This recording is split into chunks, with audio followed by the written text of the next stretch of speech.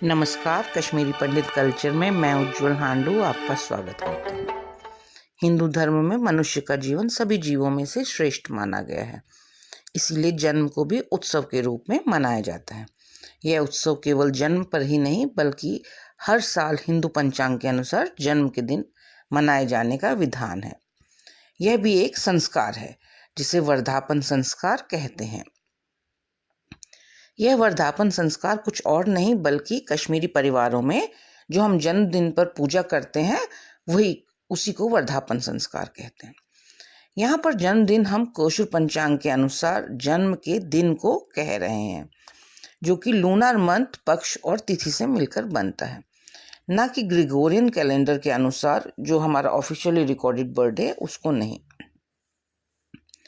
यूं तो आजकल सभी ग्रिगोरियन कैलेंडर से ही जन्मदिन मना रहे हैं, परंतु कश्मीरी पंडित घरों में आज भी जन्मदिन कोशुर कैलेंडर के अनुसार तिथि पर मनाना अनिवार्य है। जन्मदिन को कश्मीरी में हम वोहरोद कहते हैं। घर के सभी सदस्यों का वोहरोद अवश्य मनाया जाता है, चाहे वे एक छोटा सा बच्चा हो या घर का बुजुर्ग सदस्य। इनका ही नहीं, घर की शादीशुदा बेटियों और दामादों का वोहरोद भी मनाया जाता है। वोहरोद के दिन परिवार के सभी लोगों को आमंत्रित किया जाता है। घर में खुशी, उत्साह और चहल पहल हो जाती है। जिस व्यक्ति का जन्मदिन हो वह तो नए वस्त्र पहनता ही है, साथ ही उसकी पत्नी या उसकी माँ भी उस दिन नए वस्त्र और कानों में नया अठोर अवश्य पहनती है। तहर के साथ दम आलू, चोकवांगुन और सामन आदि खाना तो बहुत ही स्वादिष्ट लगता है। यूं तो जन्मदिन की पूजा कोशुर पंचांग, जिसे कि हम जंत्री कहते हैं, उसमें दी गई है। हम उससे पढ़कर भी यह पूजा कर सकते हैं। मेरे इस वीडियो में मैं आपको यही बताऊंगी कि हम जन्मदिन की पूजा में क्या करते हैं और क्यों करते हैं। पूजा शुरू करने के लिए जिसका जन्मदिन हो वह नहा धोकर नए वस्त्र पहनकर पूर्व की ओर मुंह करके बैठते हैं। पूजा के स्थान पर एक कंबल या धुला हुआ साफ कपड़ा बिछाकर उसके ऊपर सभी पूजा की सामग्री रख दी जाती है। अगर जन्मदिन किसी पुरुष का हो तो सबसे पहले, अगर उनका यज्ञोपवीत संस्कार किया हो तो वह पूजा में सबसे पहले नया यज्ञोपवीत धारण करते हैं। इस समय ट्रेडिशन इस तरह है कि घर की कोई भी कन्या एक प्लेट में चावल, नमक और पैसे रखकर इस प्लेट को यज्ञोपवीत पहन रहे व्यक्ति के दाएं कंधे यानी राइट शोल्डर पर 3 बार लगाती हैं। इसे कश्मीरी में हम ज़ैंगियुन कहते हैं। इस प्रकार वह इस व्यक्ति की सुख, शांति और समृद्धि के लिए इस समय शुभकामना करती है। इसके बाद जैसे सभी पूजा में किया जाता है वही इस पूजा में भी किया जाता है।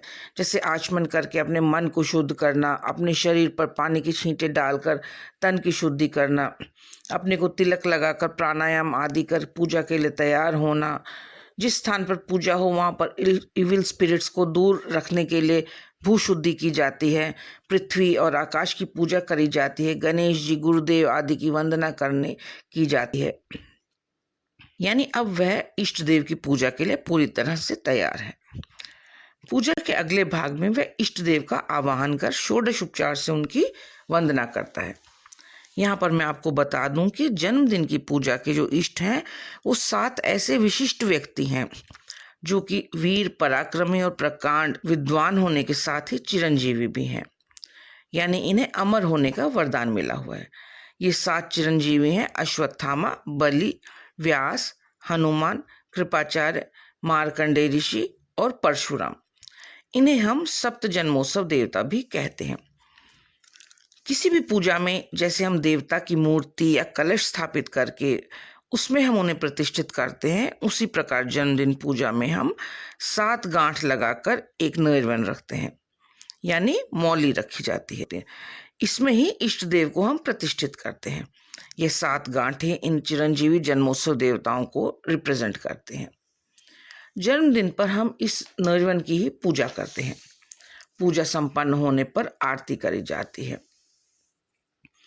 वोहरोद के दिन हम तहर का भोग लगाते हैं। तहर बनाने के लिए चावल में हल्दी डालकर उसे उबाला जाता है और चावल पक जाने पर उसमें ऊपर से नमक और गर्म तेल डालकर मिलाया जाता है। ईश्वर को भोग लगाने की कश्मीरी रीति प्रेपुन के द्वारा इसका भोग लगाया जाता है। प्रेपुन के बारे में अधिक जानकारी के लिए आप प्रेपुन पर मेरा वीडियो भी देख सकते हैं। इसका लिंक डिस्क्रिप्शन बॉक्स में दिया गया है। प्रेपुन के समय एक थाली में तहर के साथ दही, मिश्री और बादाम भी रख सकते हैं।